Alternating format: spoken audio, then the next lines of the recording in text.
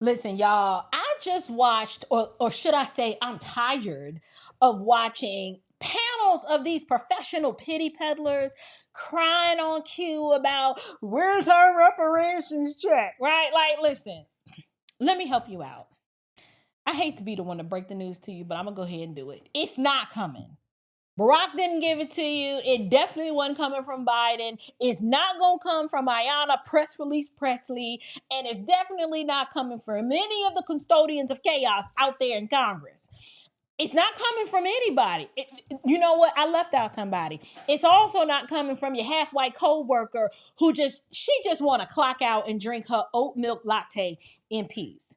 So today's show, we're going to break down the top 3 reasons why Black Americans will never get reparations and why chasing that fantasy is costing us time and wealth, dignity, and legacy. So stick around because, y'all, I got a whole lot of receipts. We're going to talk a little bit about Frederick Douglass. We're going to talk about what happened, and there's a Reconstruction parable that I want to tell you, and it's going to hopefully smack some sense into this generation of professional beggars. So let's get into it.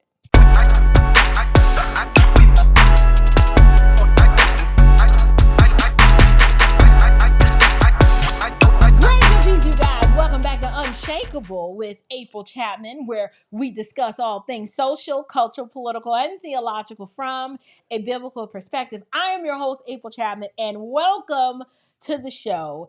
This one's going to be a doozy. I have talked about reparations ad nauseum, or at least I thought. But I figured, I said, you know what? Let me just hit them with a 1, 2, 3 punch and get in and get out. So let's just, before we waste any time, let's just start with reason number 1. Reason number 1 why Black Americans are not going to get reparations is because Obama closed the door. So let's just start where the delusion really peaked. In the Obama era, y'all, Black folks, we were acting like Obama was Moses, Harriet Tubman, and Wells Fargo all rolled into one. Okay, so he gets elected, and we're sitting around like, yes, finally, the check's gonna be in the mail. Except it wasn't. Okay, Barack Hussein Obama, y'all, the first kind of Black, sort of, but not really, president. Here's what many of us, I don't really think we understand. Barack had control of the White House, the House of Representatives, and he had a filibuster-proof Senate majority. Okay? He had a filibuster-proof Senate. Y'all, that's like political unicorn status. It just never happens. So that means Barack could have passed anything. That man could have passed anything he wanted. Universal reparations, reparations with interest. He could have even passed a buy one, get one free reparations package. But y'all, what did he do with all that power? Barack had all of that power, and you know what we got? We got Obamacare. Yes, okay. He said, you know what? Let's make healthcare confusing and still expensive. And so instead of cutting checks, that's what we got. We got Obamacare and a whole lot of LGBTQ legislation. So I don't want to hear it. Don't tell me that Democrats care. Do not tell me that, well, if we just get, the right people in office, because, that's how the pro-blacky blacks and the woke justicians, that's how they talk. Listen, no. We had the Wakanda moment when Barack Obama was in the White House. And all we got was a website that crashed on day 1 and more expensive healthcare. Like, it's just broke and don't nobody want it. So let me just break it to you. I'm trying to be nice. I really am, but I do want to just break this to you gently. Democrats will never get that kind of power again. It's not going to happen. This country is too broke, too split, too tired of the drag queen story hours to give one party 60 votes in the Senate ever again. It's not going to happen. And so that concludes reason number 1. Obama could have did it, but he didn't. And there it is. Reason number 2, though, is this is an argument that a lot of the pro-blacky blacks and the woke justicians, they bring up a lot. And the thing is, they always say, well, America has done reparations in the past. And I'm like, you're right.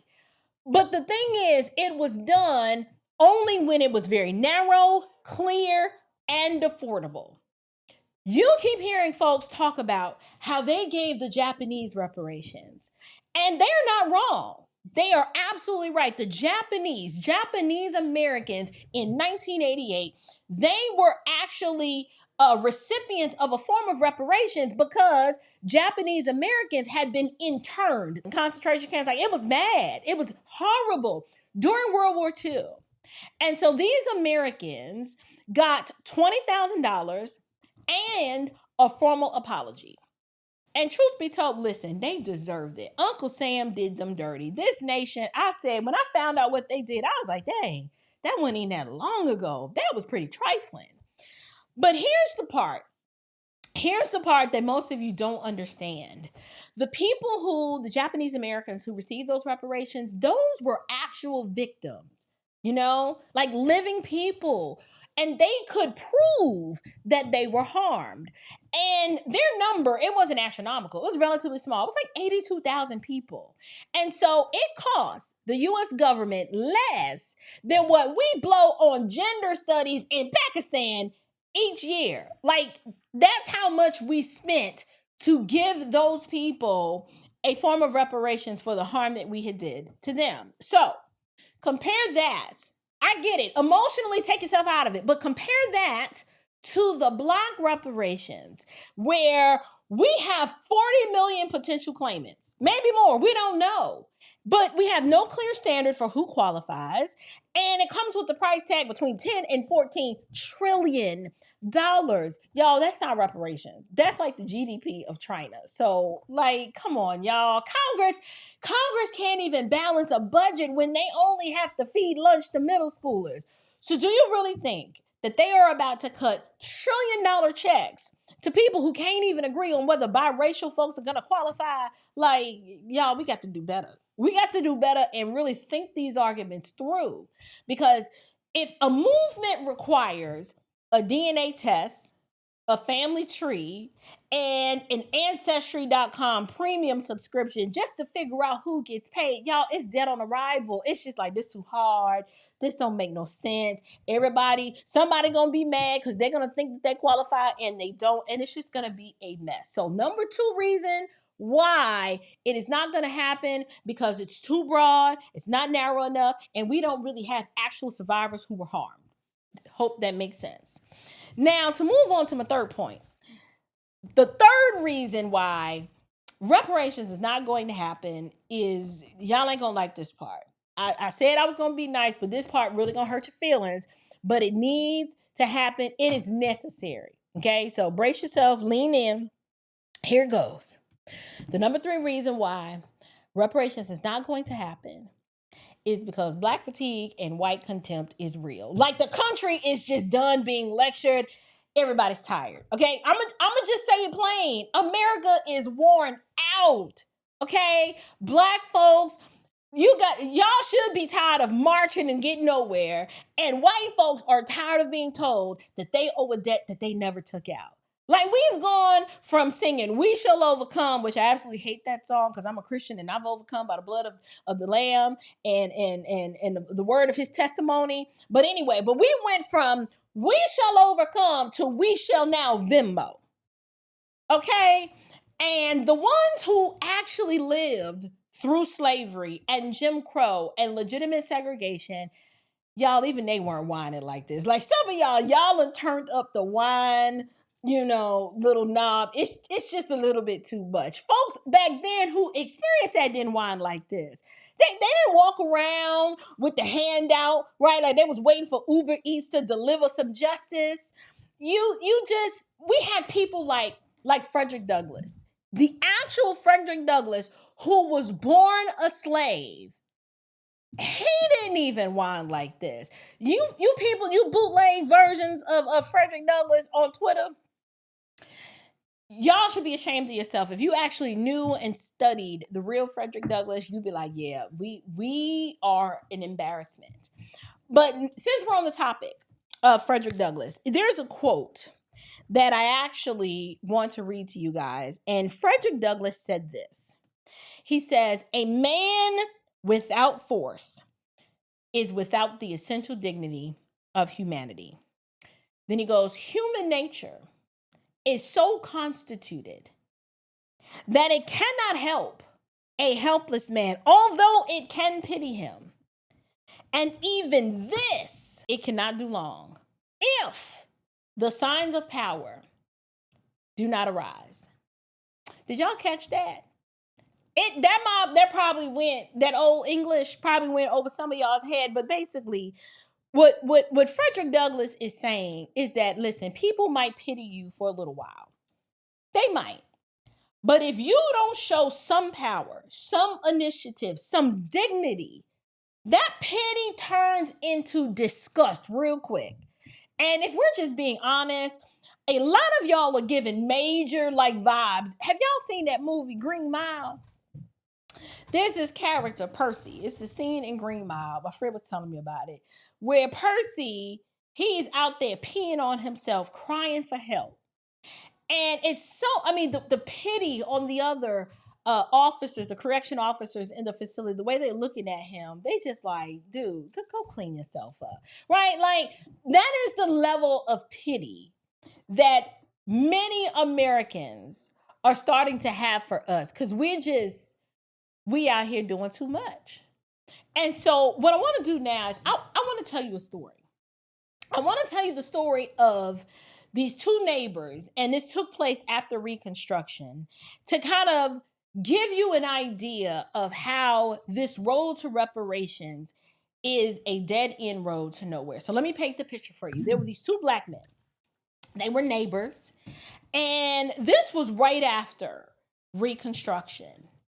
And as Democrats normally do, they disperse their military arm of their party, the KKK. And one night, the Klan, they come through and they torch both homes. No rhyme, no reason, just being evil and wicked and being Democrats, okay?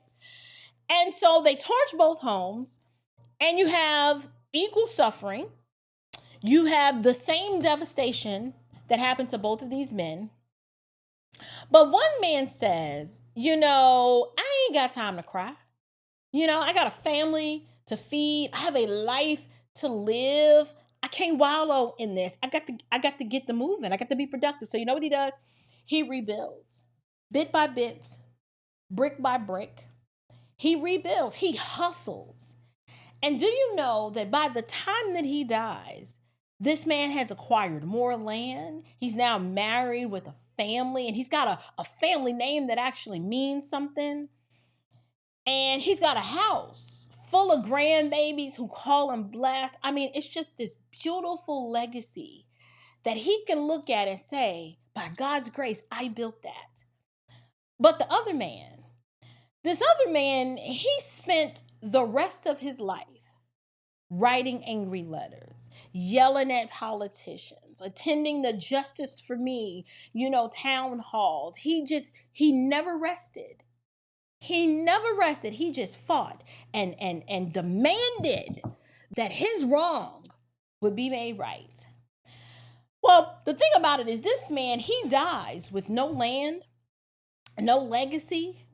And if it were a thing, this is not part of the story. I'm embellishing a bit, but he died with a GoFundMe that never hit its goal. Just never hit its goal. Now, the thing about these two stories is it's the same clan, the same ashes, but what's different? Different mindset. That's what's different. Y'all, many of us are living like the second man.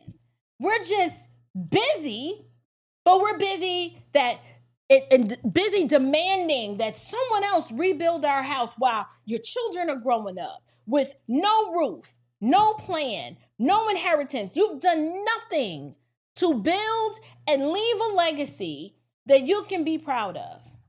So let me say it again.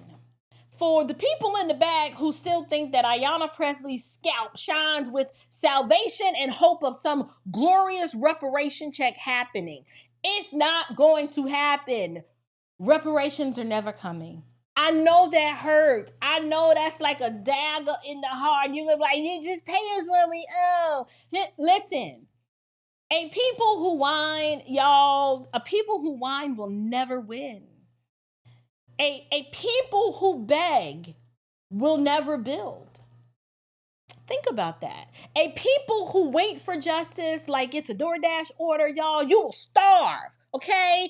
But a people who work, who pray, who plan, who plant seeds for the next generation, those are the people. Those are the people who prosper. So it's real simple. You got to stop whining and start winning. Stop the begging and start building. Stop waiting on the government and put your hope and trust in God, and by the sweat of your brow, do what you got to do. Because Frederick Douglass said it. Scripture confirms what I am saying, and common sense should be screaming it to you by now. If you want dignity, you have to earn it. You have to earn it. If you want respect, you walk in that. But if you want a legacy, you have to build it. Nothing is going to come with the perpetual grievance and the whining and the complaining. You're wasting time. You're wasting a whole lot of time. And I know that this content, it was a little spicy. And sometimes those uncomfortable truths are very difficult for you to internalize and grapple with. But yes, listen, we can no longer hold you on our hip like the baby that don't want to walk. It's time to put the baby down, even if you're wobbling a little bit, but it's time for you to go and walk. But I'm curious to know from you guys, what do you think? What did you think of that parable, that story of the two men in Reconstruction? Like, are you the first man who's like, okay, that low down dirty joker, that was trifling what you did, but it ain't gonna stop me? Are you like him? Or are you like the second man? No justice, no peace. No justice, no peace. Like, are you that guy? Please do not be that guy, because that guy is someone to be pitied. And this is why America is tapped out. But I am curious to know. Leave me your thoughts down in the comments below. I've labored really hard to condense. I've talked about reparations in the past, but I really wanted to do a video that was going to kind of hit hard and get in and give you the top 3 reasons why reparations is never going to happen. So I want to know your thoughts down in the box below. And until next time, you guys, stand firm, stay bold, and above all else, stay unshakable. Grace and peace.